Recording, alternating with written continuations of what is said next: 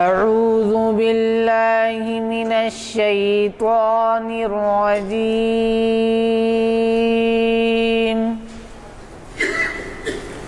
بسم الله الرحمن الرحيم.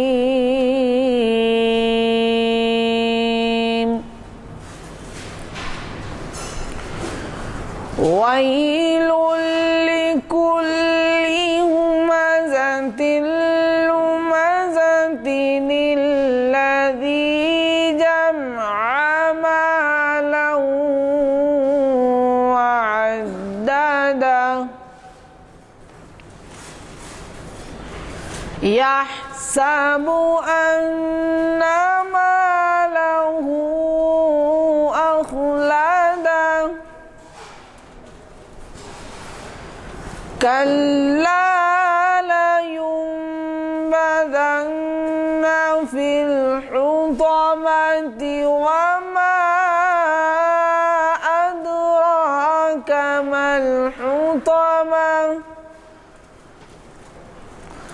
نار الله الموقدة التي تطلع على الأفئدة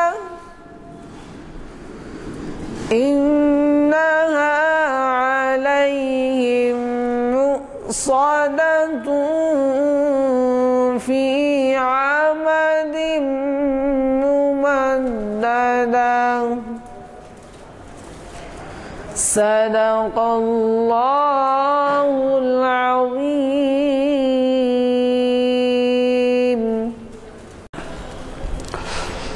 السلام علیکم. جیسے کہ آپ واقف ہیں، آج ہمارے اعلامیہ نمبر 456 کا دوسرا آئٹم خطب دہلی خواجہ بختیار کاکی رحمۃ اللہ علیہ کے عنوان سے ڈاکٹر عقیل ہاشمی، آپ کے جامع پہچانے مقرر اور اسکالر، ہمیں تاریخ اسلام کی 575ویں نشست کو مخاطب کر رہے ہیں. یہ نشست جامع مسجد عالیہ گن فاؤنڈری کے کانفرنس ہال میں منعقد ہو رہی ہے، اور اس کا آغاز خوشیلان قاری حافظ عرفان احمد صاحب کی قرأت کلام پاک سے ہوا، اور خادم محفل غلام یزدانی آپ سے مخاطب ہے.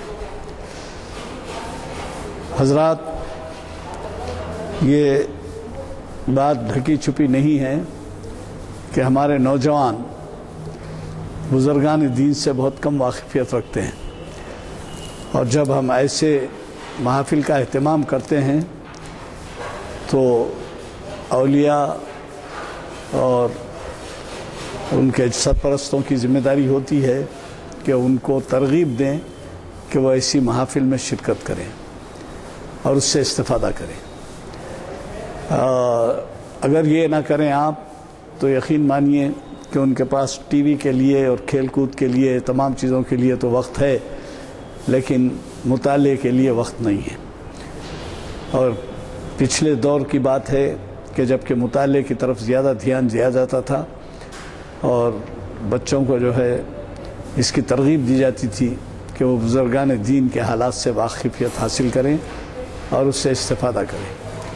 اب جب وہ جانتے ہی نہیں کہ بزرگان دین کے کیا کیا کارنامے ہیں اور کس طریقے کے انہوں نے خدمات انجام دیے ہیں، تو وہ ظاہر ہے کہ ان کی زندگی میں جو خلا رہے گا وہ سب پر ظاہر ہے.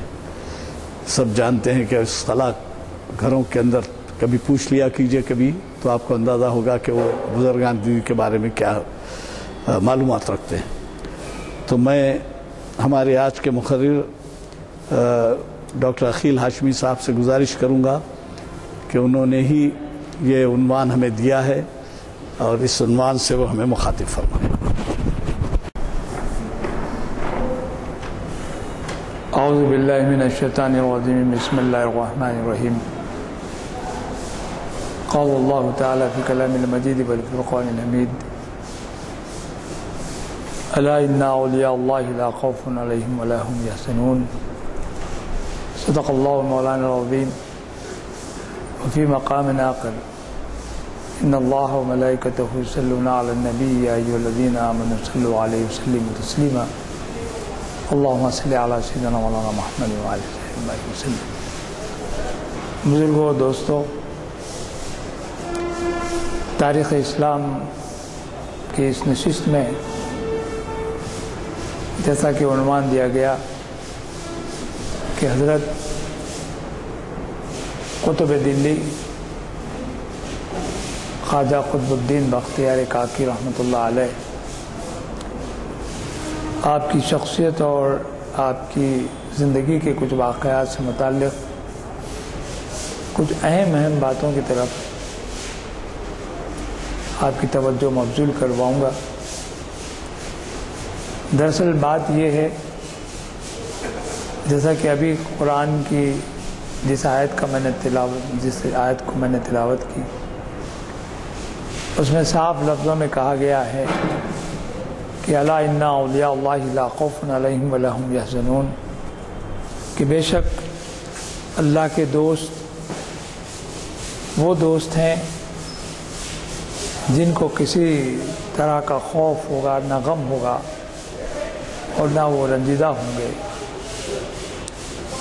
یہ جو کیفیت ان بزرگوں کی بتائی گئی، یا خوف کس کا، حزن و ملال کس کا، رنجیدہ اور کبیرہ خاطر ہونا کس بات کی علامت، اور بے شک جب پروردگار عالم نے اپنے دوستوں کے بارے میں اس کا اظہار کیا تو خود ہم اپنی زندگیوں پر غور کریں تو اندازہ ہونا چاہیے کہ ہمارے اپنے اطراف بھی احباب کا ایک گروہ، ہماری ایک جماعت ہے۔ جیسا کہ کسی نے کہا کہ ہر دوست کا ایک دوست ہوتا ہے، ہر دوست کا ایک دوست ہوتا ہے، اور وہ دوست اپنے مختلف اعتبارات سے، مختلف جہتوں سے، مختلف زاویوں سے قریب اور دور بھی ہوتا ہے۔ اصل بات یہ ہے کہ دوستی کے مرحلے تعارف سے شروع ہوتے ہیں، بلکہ تعارف اس وقت مکمل ہوتا ہے جب اس میں سے اجنبیت غائب ہو جاتی ہے۔ تو معلوم یہ ہوا کہ دوستی کا سب سے پہلا مرحلہ شناسائی ہے، پہچان ہے۔ دو دوست یا دو آدمی یا دو شخص ایک دوسرے سے ناواقف ہوتے ہیں، جب پہلی دفعہ ملتے ہیں تو وہ اجنبی کہلاتے ہیں، اجنبی ہوتے ہیں، ایک دوسرے سے واقف نہیں ہوتے کہ کیا ہیں، کون ہیں، کس مزاج کے ہیں، کس قبیل کے ہیں، کس ذریعہ معاش ان کا ہے، وہ دونوں اجنبی ہیں۔ لیکن جب صورت شناسائی ہو جاتی ہے، ایک دوسرے کی صورت دیکھ لیتے ہیں تو وہ پہچان بنتی ہے۔ اب بغیر کسی علیق سلیق ہاتھ ملانا یا بات کرنا، ان سب سے ہٹ کر بھی وہ اپنی جگہ چلا جاتے ہیں، آپ اپنی جگہ چلا جاتے ہیں۔ لیکن دوسری مرتبہ جب آپ ملتے ہیں تو وہ اجنبیت برقرار نہیں رہتی، بلکہ شناسائی قائم ہوتی ہے۔ آپ فوری پہچان لیتے ہیں کہ یہ وہی شخص ہے جو مجھ سے فلاں مقام پر ملا تھا۔ یہ شناسائی ہے۔ تو معلوم ہوا کہ اجنبیت کا جو پردہ ہے وہ اٹھ جاتا ہے۔ اب شناسائی کی منزل آئی تو تعارف بھی ہوا۔ آپ نے سلام کیا یا انہوں نے سلام کیا، سلام تو ہم کو پہل کرنا چاہیے۔ عجیب بات ہے، درمیان میں ایک بات یاد آ گئی تو کہہ رہا ہوں، ہمارے پاس سلام کرنے کا رواج ختم ہو گیا، بلکہ اب سلام کرنے میں ایک طرح کا تکلف آ گیا، بلکہ یہ دیکھا جا رہا ہے کہ سامنے جو شخص آ رہا ہے اس کو سلام کس انداز سے کیا جائے یا نہ کیا جائے، یا ان سے گریز کر کے انجان ہو کر بازو سے اپنے آپ کو بچا کر نکل جانا چاہیے۔ یہ وجہ کیا ہے؟ یہ تعارف، یہ دین سے بیزاری، اسلام کے اصولوں اور ان کے قواعد اور ان کے اور خصوصاً رسول اکرم صلی اللہ علیہ وسلم کی زندگی اور حیات طیبہ سے دور ہونے کا نتیجہ ہے کہ سلام کرنے کا معاملہ ہی ختم ہو گیا۔ السلام قبل الکلام حدیث میں آیا ہے، صاحب لوگ کلام کرنے سے پہلے سلام کرو۔ اب تو سلام کرنے کا معاملہ یہ ہوا کہ اشارے سے سلام ہو رہا ہے، چلنے دیجیے۔ اچھا، اس میں بھی عجیب کیفیت ہے، سلام میں نوعیت میں تکبر ہو گیا ہے، رعونت آ گئی ہے، اپنے آپ کو بڑھا چڑھا کر پیش کرنے کی کیفیت آ گئی ہے، انکساری، فروتنی، عاجزی وہ ختم ہو گئی۔ اب یہ سوچا جا رہا ہے وہ صاحب آ رہے ہیں، میں کیوں کروں سلام؟ وہ صاحب مجھے سلام کرنا ہے، میں مرتبے میں بڑا ہوں، دولت میں بڑا ہوں، عزت میں بڑا ہوں، میری شہرت ہے اور کیا کیا کچھ۔ اصل بات یہ ہے میرے برادر، میرے بھائی و بزرگوں، آپ کے پاس کردار ہو تو آپ بڑے ہیں نہیں، آپ پاس دولت ہے تو بڑے ہیں نہیں، آپ پاس عزت ہے بڑے، ارے عزت، دولت، شہرت تو پروردگار کی عطا کردہ نعمت ہے، اور یہ نعمت کب عطا ہوتی ہے؟ قرآن پڑھیے، قرآن میں کہا اِنَّ أَكْرَمَكُمْ عِندَ اللَّهِ أَتْقَاكُمْ، تم میں مکرم و معزز وہ شخص ہے جو صاحب تقوی ہو۔ صاحب تقوی ہوا تو صاحب کردار ہو گیا، جب صاحب کردار ہو گیا تو صاحب عزت بھی ہو گیا۔ اب اس کی عزت توقیر کرنا آپ پر لازم ہو گیا کیونکہ وہ صاحب تقوی ہے۔ اب ہمارے پاس تقوی کے مقام پر پہنچنے کے لیے لوگ سوچتے ہیں ارے بھائی تقوی تو بہت مشکل ہے، ہمارے سے ہو ہی نہیں سکتا۔ ارے میرے بھائی، تکلف کرنے کی ضرورت نہیں ہے، تقوی صرف اتنی بات پر منحصر ہے کہ اللہ نے جو حکم دیا ہے اس کی پابندی کرنا، اور جس سے اللہ نے روکنے کا حکم دیا ہے اسے بچ جانا۔ اوامر و نواہی کی پابندی تقوی سکھا دیتی ہے۔ تقوی اور کوئی چیز نہیں ہے، خدا کے احکام سے ڈرنا اور خدا کے احکام سے بچنا، وہ بچنا کہ جس کی مناہی آ گئی۔ نیکی کی طرف جائیے، امر بالمعروف نہی عن المنکر۔ ہمارے پاس مشہور دعوت کا ایک فکر ہے کہ یہ معروف یعنی اصل کام کرنے کی طرف توجہ دلائیں، نیکی کی طرف، اور بدی سے رکنے کی ایک توجہ دلائیں، یہی امر بالمعروف ہے۔ لیکن ہمارے پاس اب تکلف یہ ہو گیا ہے، اب سلام کرنے کی نوبت آ گئی تو یہ حالت ہو گئی۔ خیر مجھے سلام کرنا، اب تفصیل میں ادھر نہیں جاؤں گا، میں یہ عرض کر رہا ہوں کہ تعارف ہوتا ہے تو شناسائی کے بعد تعارف ہوا کہ آپ کون، کیسے، کہاں، کیا کرتے ہیں، کدھر، کیا کیا کیا۔ اس کی ایک بہترین مثال میں آپ کو ٹرین سے دے سکتا ہوں۔ جب ہم سفر کرتے ہیں ہمارا بھی ٹکٹ ہوتا ہے، ہمارے پڑوس کا جو بیٹھنے والے صاحب ہیں ان کا بھی ٹکٹ ہوتا ہے، لیکن سیٹ کے حاصل کرنے کے لیے جو ہم عجلت کرتے ہیں، جو دنگا مشتی کرتے ہیں، بلکہ یہ غور کرتے نہیں کہ بھئی وہ آنے والا کون ہے، کیا ہے، کدھر ہے، ہماری سیٹ ہم کو مل جائے بہتر ہے، اس کی خاطر سے وہ ہنگامہ ہوتا ہے۔ بعض مرتبہ بہت خجل اور بہت شرمندگی ہوتی کہ آنے والا بازو ہی بیٹھنے والا ہوتا آپ کا، اس کی سیٹ مقرر ہے، آپ کی بھی سیٹ مقرر ہے، لیکن آپ کو اندیشہ اس بات کا ہوتا کہ میری سیٹ چلے جائیں گی۔ کیا فکر ہے دیکھیے اپنی سیٹ کی، اپنے کردار کو ذرا غور کر کے دیکھیے تو کیا معاملہ ہوگا۔ لیکن تعارف جب ہوتا بیٹھنے کے بعد تو بولتے ہیں آپ کہاں جا رہے ہیں، آپ فلاں مقام پر جا رہے ہیں، کیا کرتے ہیں۔ اب حد یہ ہے کہ اب دوستی شروع ہوئی گفتگو کے ساتھ، پھر جب کھانے کا وقت آیا تو آپ کا بھی توشہ نکلا، ان کا بھی توشہ نکلا، کچھ آپ دے رہے ہیں کچھ آپ دے رہے ہیں۔ ارے اس میں کیا اجنبیت کی ختم ہو گئی، اجنبیت شناسائی ہو گئی، اجنبیت ختم ہو گئی، اب تعارف کا درجہ آ گیا۔ اب عالم یہ ہوا تعارف کا کہ اب بڑھتے بڑھتے بڑھتے حد یہ ہے کہ جیب سے نکل کے آج کل ٹیلی فون، وہ سیل فون ہے، فون نمبر لے لے رہے ہیں۔ پہلے ڈائری ہوتی تھی، آپ کا نمبر دے دیجئے، میرا نمبر لے لیجئے۔ لیکن حیرت یہ ہوگی کہ جب آپ کا اسٹیشن آئیں گا تو آپ اتر جائیں گے، ان کا اسٹیشن پہلے آیا تھا وہ اتر جائیں گے، اس کے بعد آپ کون ہے کہ وہ کون ہے کہ پہچانتے نہیں۔ مجھے یہ مثال اس وجہ سے یاد آئی کہ آج ہمارے پاس اولیاء اللہ کا تعارف بھی نہیں ہے لوگوں کے پاس۔ جیسا کہ ابھی محترم یزدانی صاحب نے کہا کہ ہمارے بزرگ جو ہمارے سے پہلے گزرے ہیں ان کا کیا کردار تھا، ان کی دین کی کیا خدمات تھی، اسلام کے کتنے وہ پیرو تھے، رسول اکرم صلی اللہ علیہ وسلم سے ان کی کیا محبتیں تھیں، اسلام کی پابندی سے انہوں نے اپنا کیا مقام و مرتبہ پایا، ان کی عزت و توقیر میں کیسے کیسے عمراء بادشاہ ان کے آگے سر جھکا دیتے تھے، آخر وہ کیا وجہ تھی؟ تو معلوم ہوا کہ جیسا کہ کہا کہ وہ بے خوف ہوتے تھے، بے نیاز ہوتے تھے، لا خوف علیہم ولا هم یحزنون، ان کو کسی قسم کا غم نہیں ہوتا تھا، دولت کے جانے، دولت رہی تو جانے کا غم۔ امجد کی زبان میں افلاس نے موت آسان کر دی، دولت کا نہ ہونا بھی بڑی دولت ہے۔ آج دولت جن کے پاس ہے ان کی نیند حرام ہے، اور جن کے پاس دولت نہیں ہے آرام سے سو رہا ہے۔ کیا ہے؟ دولت کا نہ ہونا بھی بڑی دولت ہے۔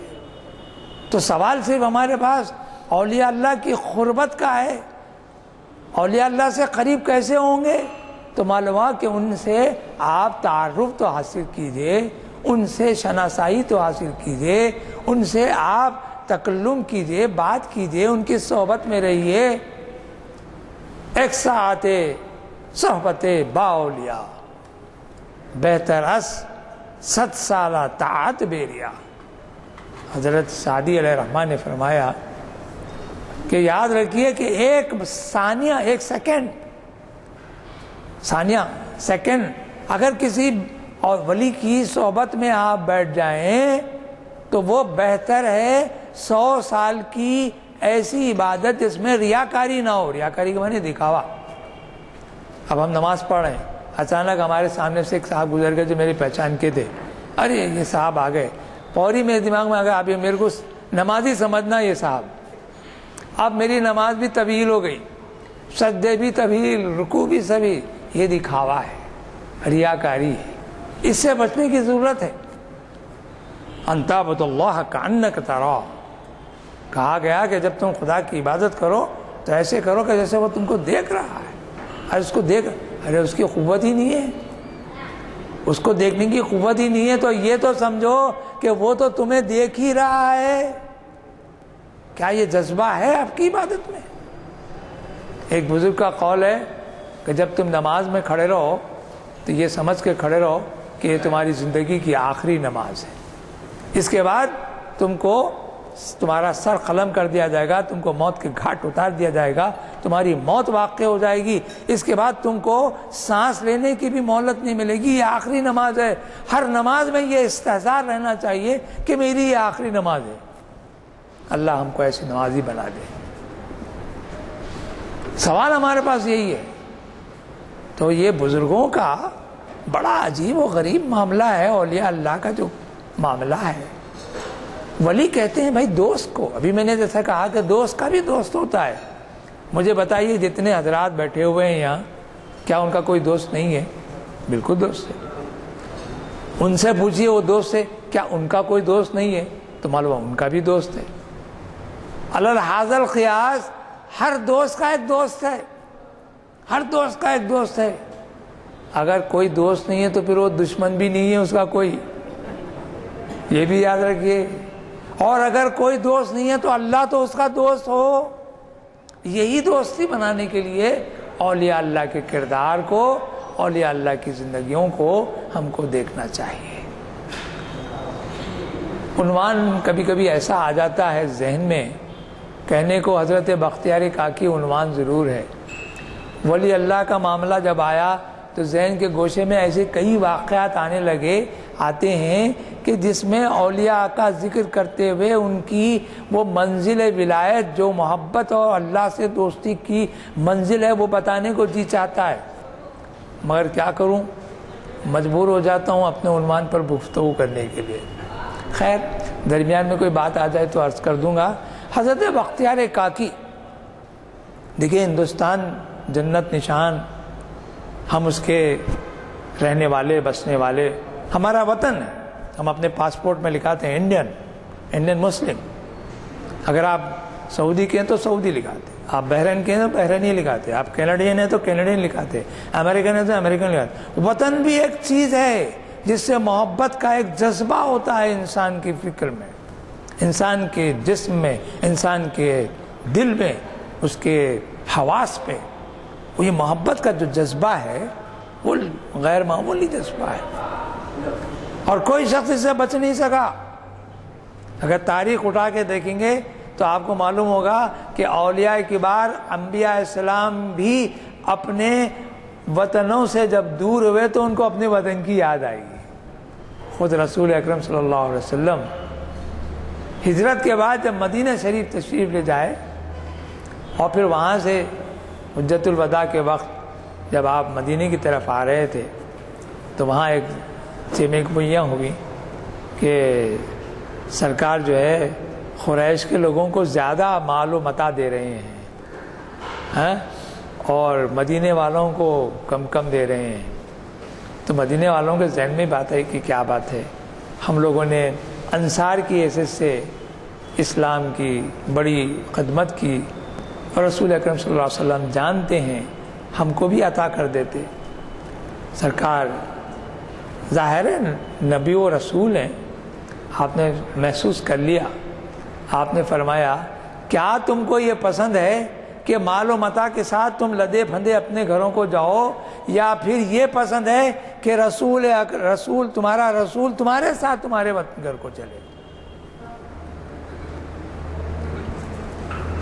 تو اہل مدینہ بے ساختہ آپ دیدہ ہو گئے، رونے لگے کہ رسول اللہ کی خدمت میں عرض کیا کہ رسول اللہ ہم اس حقیقت سے ناواقف تھے، ہمارا ذہن کوتا ہے، ہم لوگوں نے یہ سوچا کہ آپ شاید مال و متاع کی تو تقسیم کر رہے ہیں تو اہل قریش کو یا مکے والوں کو زیادہ دے رہے ہیں اور ہم کو شاید اپنے حساب سے کچھ آپ عطا کر رہے ہیں۔ تو معلوم کیا ہوا کہ حضور اکرم صلی اللہ علیہ وسلم وطن اور وطن کی محبت سے بھی واقف اور اس کی بھی یاد رکھتے تھے۔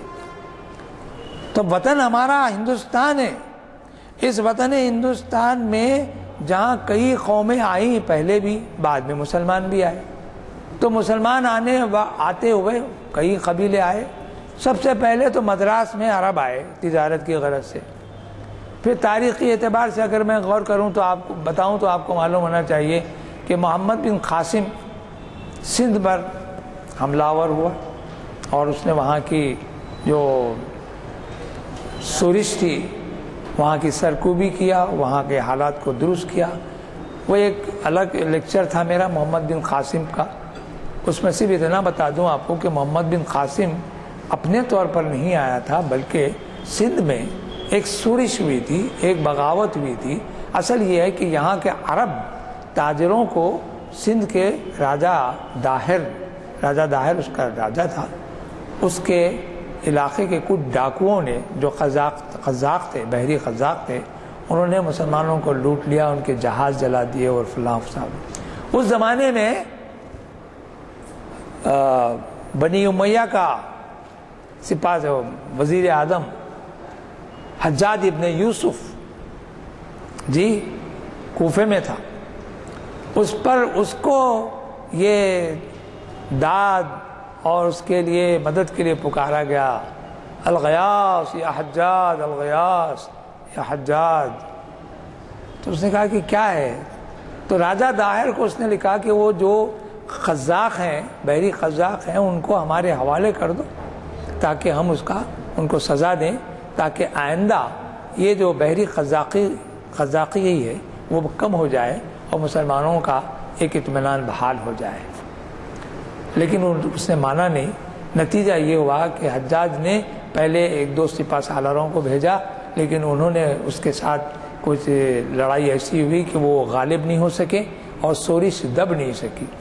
تب اس نے اپنے بھتیجے اور داماد محمد بن قاسم کو سندھ بھیجا۔ سندھ 12-14 سال کا لڑکا لیکن سپاہ سالار ہے، اس نے بہرحال سندھ پر حملہ کیا اور ساری فرش ہوئی، وہ ایک الگ بات، صرف اتنا عرض کر دے رہا ہوں میں۔ اس کے بعد محمود غزنوی کا نام ہمارے پاس تاریخ میں آتا ہے کہ جس نے ہندوستان پر پے در پے کئی حملے کیے۔ تاریخ کے اعتبار سے بعض لوگ کہتے ہیں کہ 22 حملے اس نے کیے، اور 22 حملوں میں کئی حملے تو اس کے ایسے ہوئے کہ جس میں اس نے مال و متاع کو جمع کیا اور واپس اپنے غزنی چلا گیا۔ وہ چاہتا یہ تھا کہ اپنی ریاست کو زیادہ فروغ دے، مال و متاع جمع کرے اور اس کو زیادہ ترقی یافتہ بنا دے۔ اس کو یہاں حکومت کرنے کا کوئی خیال یا قبضہ کرنے کا کوئی خیال نہیں تھا، لیکن پھر بھی اس نے جہاں تک ممکن ہو سکے اس نے کوشش اس بات کی کہ یہاں سے مال و متاع لے جائے اور غزنی کو اور سمرقند کو، بخارا کو، ہرات کو، چشت کو، اوش کو، جو اس کے تمام علاقے تھے ان علاقوں کو ڈیولپ کرے، آگے بڑھائے اور سرسبز و شاداب بنائے۔ وہ منزل گزر گئی، اس کا خاندان چلتا رہا، اور محمود غزنوی کے خاندان کے آخری حصے میں جب کمزور ہوئی محمود غزنوی کے خاندان کے لوگ، بادشاہ، تو وہاں ایک اور سردار پیدا ہوا جس کا نام ہے شہاب الدین محمد غوری۔ یہ شہاب الدین محمد غوری بڑا عجیب و غریب سپہ سالار ہے، بہت بہادر ہے۔ اس زمانے میں آپ کو معلوم ہے بردہ فروشی ہوتی تھی، غلاموں کو خریدا اور بیچا جاتا تھا۔ یہ غلاموں کو خریدنا اور بیچنے کا جو تسلسل ہے وہ فرعون کے اور فرعونوں کے زمانے سے ہے۔ فراعنہ مصر جو تھے اپنے اطراف اکناف غلاموں کو، کنیزوں کو رکھتے تھے، یہ ان کی روایت ہے، یہ ان کا سمجھے کہ غلاموں کی جو ہے بیچنا، غلاموں کو بیچنا اور غلامی کا ایک مزاج بنانا، اپنے عمرا، اپنے امیروں اور اپنے بادشاہوں کے نزدیک غلاموں کو بھیجنا، وہ مصر کی ایک تہذیب کا حصہ بن گیا تھا۔ اگر آپ سورہ یوسف پڑھیں تو آپ کو معلوم ہوگا کہ یوسف علیہ السلام کو بھی مصر میں غلام کی حیثیت سے بھیج دیا گیا تھا، غلام بیچنا تھا۔ تو شہاب الدین غوری کے پاس بھی ایسے کئی غلام تھے، ان میں ایک غلام تھا قطب الدین ایبک۔ یہ یاد رکھنا ہے، تاریخ ہم کو خود یاد دلاتی ہے کہ بھئی تمہارے آب و اجداد کیا تھے، تمہارے بزرگ کیا تھے، ان کے مقام و مرتبے کو پہنچنا ہمارے لیے مشکل ہے، لیکن واقفیت تو رکھنا ضروری ہے۔ جی بنایا اس نے، میں عرض کرتا ہوں قطب الدین ایبک کا مالک شہاب الدین محمد غوری، اور شہاب الدین محمد غوری بھی ہندوستان پر حملہ آور ہوا۔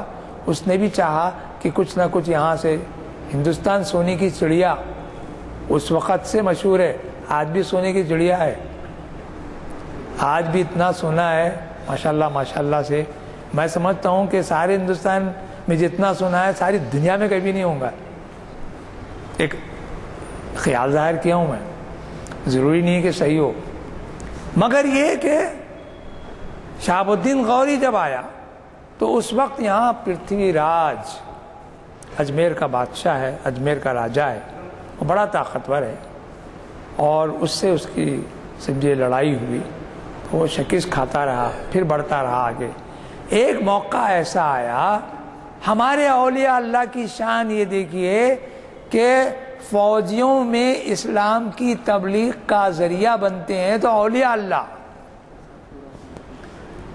اللہ کی شان یہ بھی ہے کہ سپاہی صرف اپنی فوجی خدمتیں کرتے ہوئے گزر جاتا ہے، نہیں، اس کو اسلام کی پابندی کا بھی پابند بنایا جاتا ہے، اور یہ کام تبلیغ کا ہے، دعوت کا ہے، اور صحیح معنی میں ایک سمجھے کہ پھیلانے کا عمل ہے کہ اسلام کی حقانیت کہاں کہاں سے پہنچنے ہے۔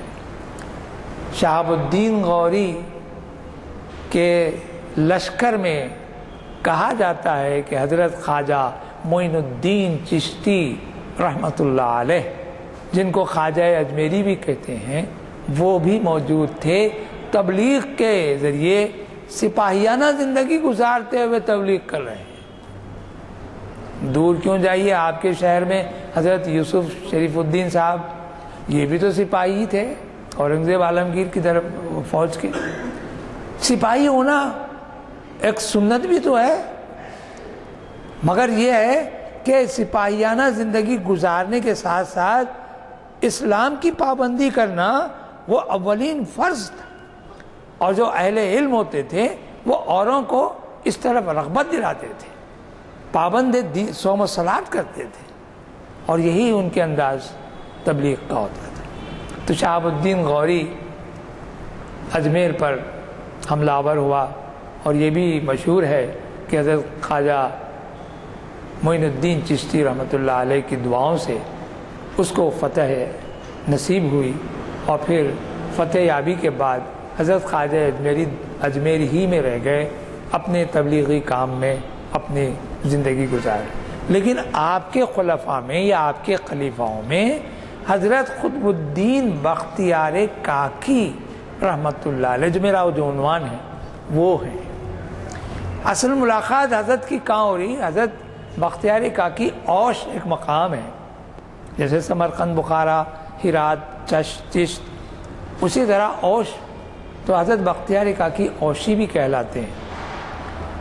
اس زمانے میں اہل اللہ کا ایک عجیب طریقہ تھا کہ جو معصوم بچے ہوتے تھے ان کے درس و تدریس کے معاملے میں والدین جب ان کو بھیجاتے تھے تو دین کی تعلیم ہوتی تھی. ہماری طرح آج کالجز، یونیورسٹیاں نہیں ہیں. اس زمانے میں جو مدرسے ہوتے تھے وہی یونیورسٹیوں کے لیول اور وہ انداز کے ہوتے تھے. تو پہلا مکتب میں جو بٹھاتے تھے وہ مکتب ہی سب سے بڑا عظیم الشان ہوتا تھا، اور اس میں ایسے اساتذہ، ایسے معلمین ہوتے تھے کہ جن کے یعنی تعلیم دینے کا طریقہ وہ نہ صرف تعلیم دیتے تھے بلکہ تربیت بھی کرتے تھے. معاف کرنا دوستو بزرگوں، آج ہمارے پاس علم کی فراوانی بہت ہے. میں نے بہت محسوس کیا، خود میرے آپ کے بچے بہت اعلیٰ درجے کی تعلیم یافتہ ہیں ماشاءاللہ. اللہ نظر بد سے بچائے، اللہ ان کو مقاصد کو پورے کرے. لیکن ایک بات کمی کے ساتھ بولتا ہوں، علم کی منزلیں تو بڑی آسانی سے وہ پوری کر رہی ہیں، لیکن ان کے جو والدین ہیں، جو ذمہ داری ہمارے پاس ہے وہ ہے تربیت کی. آج میں محسوس کرتا ہوں کہ علم کی منزلیں بڑی تیزی سے ہمارے بچے پورا کر رہے ہیں، لیکن تربیت کو اسی تیزی کے ساتھ بھول رہے ہیں. یا یہ کہیے کہ ماں باپ میں اب وہ جبر یا وہ طاقت یا وہ انداز تربیت کا قائم یا باقی نہیں رہا، اگر ہے تو اتنا کمزور ہے کہ لڑکا یا لڑکی اس پر حاوی ہو جاتے ہیں، اور ان کی تعلیمی استعداد کے نزدیک ہم اس کو چھوٹ دے دیتے ہیں. تربیت کا وہ کھانا خالی ہوتا رہتا ہے. نتیجہ یہ ہے کہ آج ہمارے بچے تعلیم یافتہ بہت ہیں، مگر تربیت یافتہ مجھے کہنے دیجئے کم ہی نظر آئے. وہ ہماری تو پہلے کے جو معلمین ہوتے تھے وہ تعلیم اور تربیت دونوں کا خیال رکھتے تھے کہ علم کا حصول بھی ہو اور کردار سازی بھی ہو، اور کردار سازی ایسی ہو کہ وہ ایک ایسا سچا اور پکا مسلمان اور مومن کی صورت سے سامنے آئے اور اپنی زندگی کو بے داغ زندگی گزارنے کا اہل ہو جائے. حضرت بختیار کاکی کا بھی معاملہ ایسے ہی تھا. آپ کی والدہ آپ کو مکتب میں بٹھانے کے لیے اپنے غلام گھر کے نوکر کو چاہیے، بولے کہ یہ مدرسے میں لے جا کر بٹھا دو بچے کو. اب غلام لے کے چلا، کس کو؟ بختیار کاکی کو. دیکھیے بعض چیزیں فطرتاً پروردگار کی طرف سے ودیت بولتے ہیں اسے، خدا کی طرف سے عطا کر دی جاتی ہے، اور بعضوں کے لیے اکتساب یعنی حاصل کرنا پڑتا ہے. بعض حافظہ جو ہوتا ہے خدا داد ہوتا ہے. بعض لوگوں کا عالم یہ ہوتا تھا کہ کوئی ایک چیز پڑھ لیتے ایک مرتبہ تو عمر بھر یاد رہتا، اور بعض بار بار پڑھتے بھی تو بھول جاتے ہیں. تو وہ ان کی صلاحیت قدرتاً فطرتاً ایسی ہوتی ہے. تو اللہ کی طرف سے بعض نعمتیں جو انسانوں کو ملتی ہیں ان میں حافظہ بھی بڑی ایک نعمت ہے. خیر، حضرت بختیار کاکی کو لے کے ان کے ملازم جا رہے ہیں، غلام جا رہے ہیں. راستے میں ایک بزرگ ملتے ہیں اور کہتے ہیں کہ میاں یہ بچے کو کہاں لے جا رہے ہو؟ تو وہ غلام کہتا ہے کہ بھئی مکتب میں بٹھانے کا حکم ہوا ہے، مکتب لے جا رہا ہوں. تو انہوں نے کہا کہ دیکھو ادھر آؤ، میں ایک ایسے معلم کو جانتا ہوں جو بہت اچھا پڑھاتے ہیں، بہت اچھی تربیت دیتے ہیں. اب اس نے کہا کہ بھئی میں پابند ہوں مکتب میں لے جانے کا، آپ کن بزرگ کی طرف اشارہ کر رہے ہیں؟ مجھے نہیں، آپ آؤ میں بتاؤں۔ اس نے کہا کہ چلو، یہ بھی بڑے اچھے بزرگ نظر آ رہے ہیں۔ چنانچہ نتیجہ ہے کہ وہ ان کے پاس پہنچا۔ تو کہتے ہی ہیں تاریخ میں کہ ابو حفص نامی ایک بزرگ تھے، ان کے پاس لے کر یہ صاحب پہنچ گئے غلام، اور جب پہنچے تو ابو حفص نے دیکھا کہ نہایت خوبصورت لڑکا، بہت ہی 5-6 سال کا لڑکا، اور پڑھنے آ رہا ہے مکتب میں۔ تو کہا کہ صاحبزادے مجھے بتاؤ کہ تم نے کچھ پڑھا بھی ہے؟ تو انہوں نے کہا ہاں پڑھا ہوں۔ تو میں آپ سے پوچھوں کہ آپ کو قرآن کی تعلیم کو میں کہاں سے شروع کروں، الف بے سے شروع کروں یا کسی اور کچھ آپ کو صورتیں وورتیں یاد ہیں؟ تو لڑکے کا جواب سنیے۔ لڑکا یعنی حضرت بختیار کاکی، وہ کیا کہتے ہیں، سبحان الذی اسریٰ سے مجھے پڑھانا شروع کیجیے۔ انہوں نے کہا یہ کیا بات ہوئی؟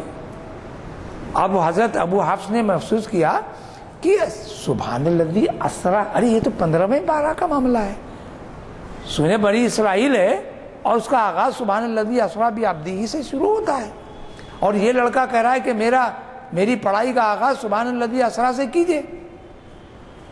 تو آپ نے کہا کہ یہ اس سے پہلے کی جتنی صورتیں جتنی ہیں، تو وہ کہا کہ مجھے یاد ہیں۔ وہ کیسے یاد ہیں؟ تو کہا یہ آپ اس میں تعجب نہ کریں، میری والدہ محترمہ ماجدہ نے اس وقت جب کہ میں ان کے پیٹ میں تھا، حمل میں تھا، اس وقت وہ روزانہ قرآن کی تلاوت کرا کرتی تھی، تاکہ انہوں نے 14 پارے ختم کیے اور میری ولادت ہو گئی۔ انہوں نے جتنا قرآن پڑھا تھا مجھے وہ پورے کا پورا حفظ ہے۔ یہ ہے دیکھیے خدا کی عطا، یہ ہے اولیاء اللہ کی شان۔ اگر آپ یہ کہیں گے بھائی یہ سمجھ میں آنے والی بات ہوتی تو بات بھی تھی، ہر بات سمجھ میں نہیں آتی۔ ہمارے سلیمان خطیب ایک شاعر تھے، انہوں نے کہا کہ ہر بات کو نہیں کہتے، بات مشکل سے بات ہوتی ہے، اور یہ بات بڑی بات نہیں ہے۔ تو ان بزرگ نے کہا کہ میاں، تو انہوں نے کہا کہ آپ جمع خاطر رہیے، میں آپ کو ربما یود الذی تک پورا سنا دے سکتا ہوں۔ چنانچہ انہوں نے اس کو سنانا بھی شروع کر دیا، یعنی 14ویں پارے کا۔ یہ حضرت بختیار کاکی رحمت اللہ علیہ کی شان، بچپن میں مکتب کو جا رہے ہیں۔ یہ دراصل کیا ہے، پروردگار کی ایک عجیب شان ہے کہ جن کو منتخب کر لیا جاتا ہے وہ منتخب ہو جاتے ہیں، اور یہ منتخب بندے ہی جو ہے انبیاء کی شان رکھتے ہیں، اولیاء کی شان رکھتے ہیں۔ اب ان کے اندر بعد میں آنے والے ہمارے پاس ان میں اقسام بنا دیے، مطلب ہے کہ ان کی کیٹیگری کی، ان کے زمرے میں شامل کیے۔ کسی کو قطب کہہ دیا، کسی کو اوتاد کہہ دیا، کسی کو غوث کہہ دیا، کسی کو خلندر کہہ دیا۔ اب یہ ان کی کیفیات الگ الگ ہیں، یہ پورا ایک ڈکشن، ایک پورا انداز، ایک الگ انداز ہے، اور اس میں اگر آپ دخل دیتے ہیں، توجہ کرتے ہیں تو پھر الگ بات ہوگی۔ خیر، حضرت بختیار کاکی اوس سے نکلے، ملتان پہنچ گئے، قریب علاقے ہیں۔ اس وقت ملتان کا حاکم پریشان تھا، اس نے دیکھا کہ ایک بزرگ آ رہے ہیں، اس نے کہا کہ حضرت آپ ایک نوجوان صالح نظر آ رہے ہیں، میری مصیبت آپ کے سامنے میں بیان کروں۔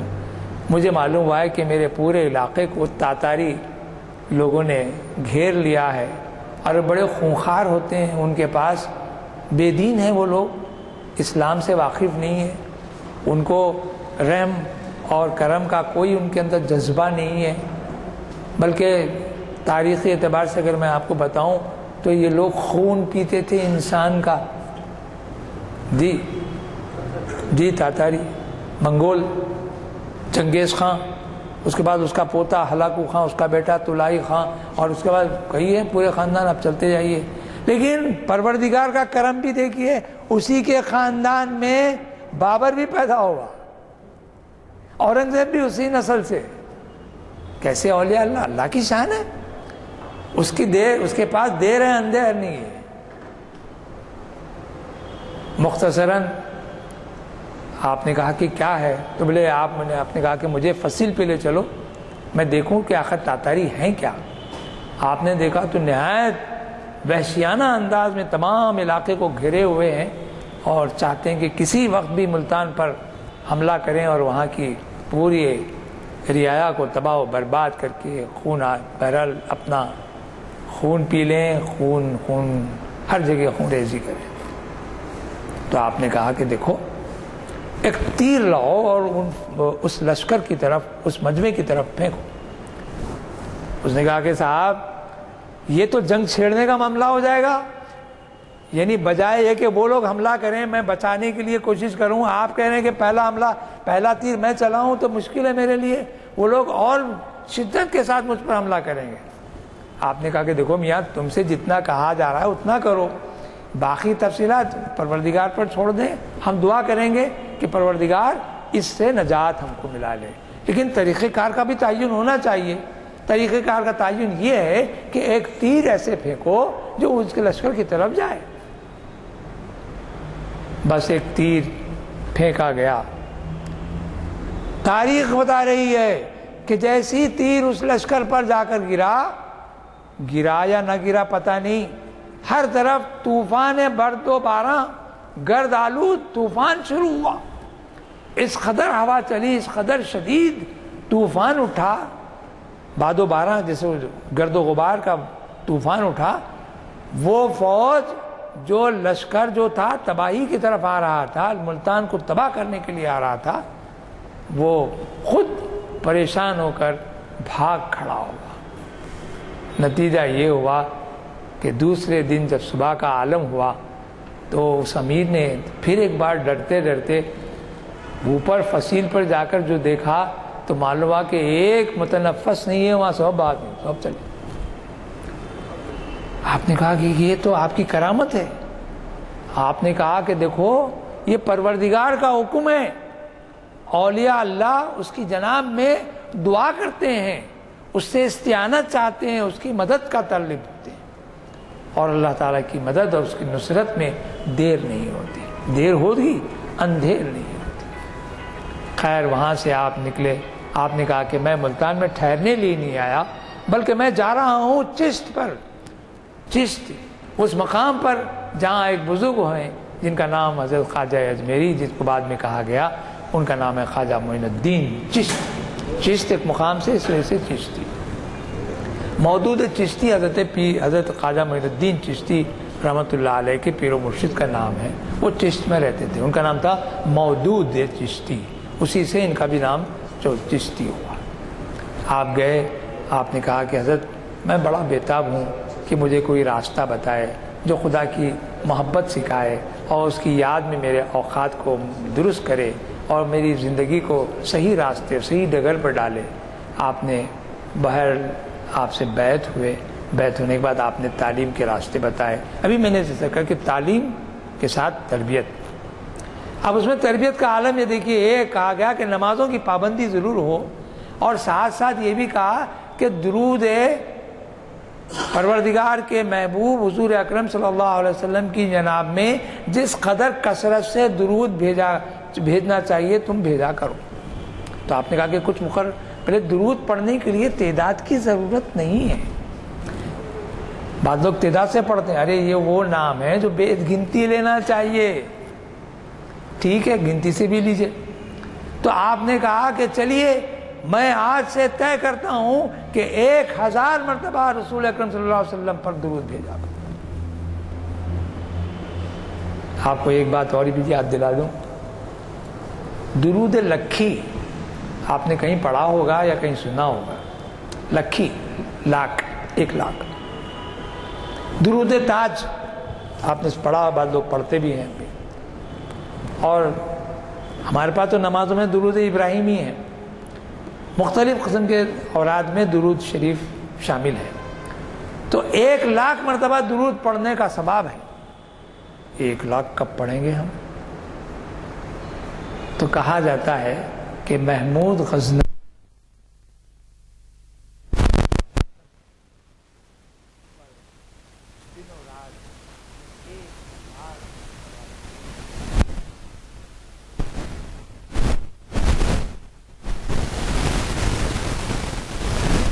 بختیاری کا کہ 1000 مرتبہ جب تک آپ درود نہیں پڑھتے تھے سوتے نہیں تھے. یہ تربیت ہے. دیکھیے ہمارے پاس تربیت دینے کا انداز ہے. میاں فجر میں اٹھیے جو بابا رات میں بچہ دیر سے آیا 2 بجے رات کو سو جاتا.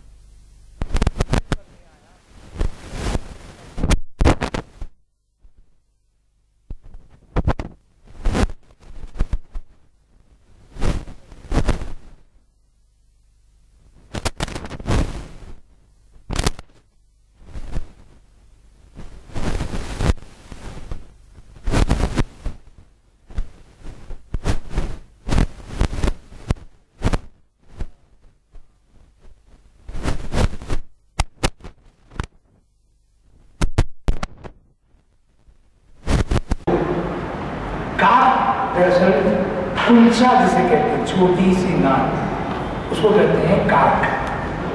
نان سمجھے گول نان جس کو ہمارے پاس سائز چھوٹا ہوتا ہے اس کو کلچا ہوتا ہے. تو اس نے کہا کہ گرم گرم کلچے تو ہیں کاک تو موجود ہے. اس نے کہا کہ بھائی یہ ہے مگر میں یہ سادہ کیسے کہوں گا حضرت یہ بھی مشکل ہے. تو اس نے آپ کے پہلو میں حضرت حمید الدین ناگوری ناگور کے بزرگ بیٹھے تھے. آپ نے آ کے حضرت حمید الدین صاحب کو توجہ کی تھی کہ یہ سادی نان کیسے کھائے. تو انہوں نے ادھر دیکھا ارے کیوں کھا رہے میرے بھائی سوال یہ پر آپ پان مات کھائیے چائے پیتے دنیا بھر کھائیے آخر میں جب پان کھائیں گے تو جاننے والا لوگ ارے آپ پان کھا لیے مطلب ہے کہ آپ اس کے آگے کچھ نہیں کھائیں گے ختم ہو گیا کھانا.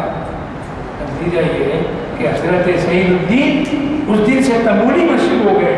حضرت بختیار کاکی مشہور ہو گئے. حضرت حمید الدین ناگوری مشہور ہو گئے. اور یہ حضرت حمید الدین ناگوری کی ایک چھوٹی سی ایک حیاتی کیفیت زندگی کی بات کہہ رہا ہوں. آپ کے واقعات پر اگر آپ غور کریں گے تو آپ کو اندازہ ہوگا کہ یہ وہ شخصیت ہے کہ جن کے ہر پہلو پر اگر ہماری نظر ہو تو ہماری دین ہماری دنیا بھی اسے سمجھ رہا ہے. آپ کو سما کا بڑا شوق تھا. سما قوالی زندگی وہ سما نہیں آج کی قوالی. آج تو مضامین میوزک زیادہ ہے الفاظ کم ہے جس کو ہم گانا لے رہے عجیب عجیب طریقہ کشتگانے خنجر تسلیم راہ ہر زمان اصغر جانے دیگرس. یعنی کشتگانے نے بسپل تڑپ ہے جن کو قتل کر دیا گیا ان کی جو تڑپ ہے ان کا خنجر تسلیم. تسلیم یعنی ہر چیز کو تسلیم کرنا یعنی عقیدت کے ساتھ مان لینا محبت کے ساتھ اس پر عمل پیدا ہو جانا. تسلیم یعنی راضی و رضا ہو جانا ہر لحاظ سے. تو تسلیم کا خنجر جب کسی پر چلتا ہے تو وہ راضی و رضا ہو جاتا ہے. اسی میں آپ کو سن کے حیرت ہوگی 3 دن آپ محنت کے عالم میں بس آپ بے ہوش ہوتے تھے. وقت نماز ہوتا وقت نماز جب ہوتا تو آپ کھڑے ہو جاتے نماز ادا ہوتی اور نماز کے فوری بعد آپ پر بے ہوشی طاری ہو جاتی پھر بے ہوش ہو جاتے تڑپتے. بلکہ ہی پڑھ دیجئے تاکہ ان کا انتقال ہو جائے ورنہ یہ کیفیت کبھی ان سے زائل نہیں ہوگی. وہ انتقال اس پہ ہوا.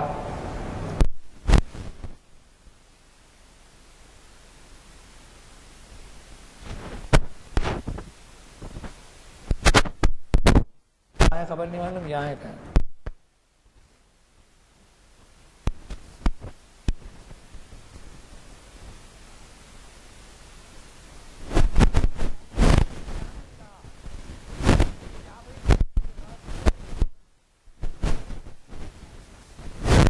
گیا.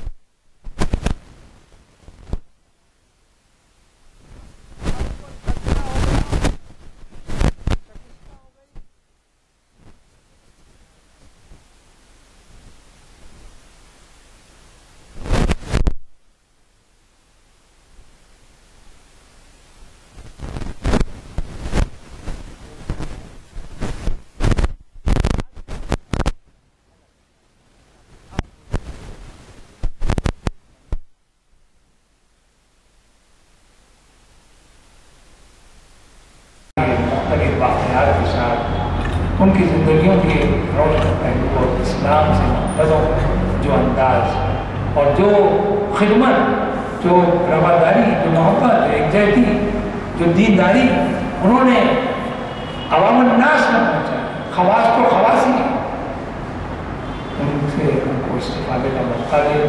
اور تاریخ سے واقفی ضروری ہے میرے دوستوں، بزرگوں، بھائیوں. اگر ہم اپنی تاریخ سے وابستہ نہیں ہیں، خود اپنے آپ کی تاریخ بھی پڑھیے. میرے والد کا نام فلاں ہے، میرے والد، آپ کے والد کا نام اگر میں بولوں تو، اگر میں اپنے والد کا نام حسن بیگ بولا کرے، آپ کا نام، آپ کے والد کا نام حسن بیگ نہیں ہے.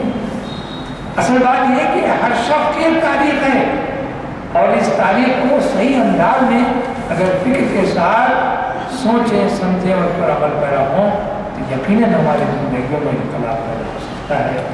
صلی اللہ تعالیٰ علی خیر خلقہ محمد وعلیہ وصحبہ اجمعین برحمتک یا ارحم الراحمین. بہت ہی اعلیٰ درجے کے ان کے معلومات اور علم ہے، اور آپ نے ان کو کئی مرتبہ سنا ہے. بلکہ سب سے پہلا جو سلسلہ ہوا شریعت انفارمیشن سروس کا، جو 468ویں نشست ہے، وہ انہی سے آغاز ہوئی تھی. وہ حج کو بھی تشریف لے گئے تھے، وہ حج سے آ چکے ہیں اور اب مخاطب کر رہے ہیں ماہ محرم کی شرعی حیثیت. ماہ محرم کی شرعی حیثیت یہ ہے 3 دسمبر کو، یعنی کل ہی پرسوں. اور اسی طریقے سے 5 دسمبر کا ارمغان حجاز تجزیاتی مطالعہ. آپ واقف ہیں جناب مستر مجاز صاحب سے، جو بڑے زبردست اسکالر ہیں، فارسی ترجمہ کیا ہے انہوں نے، عربی کا ترجمہ کیا ہے انہوں نے، اردو اقبال کے کلام کا. ان کا خطاب ہے محفل اقبال شناسی کی 691ویں نشست. یہ دعا ہو چکی ہے، اس لیے محفل کی برخاستگی کا اعلان کیا جاتا ہے. البتہ جن صاحب کو ہماری زبان کے پرچے نہ ملے ہوں وہ لے سکتے ہیں، تو اردو ہال سے بھجوائے گئے.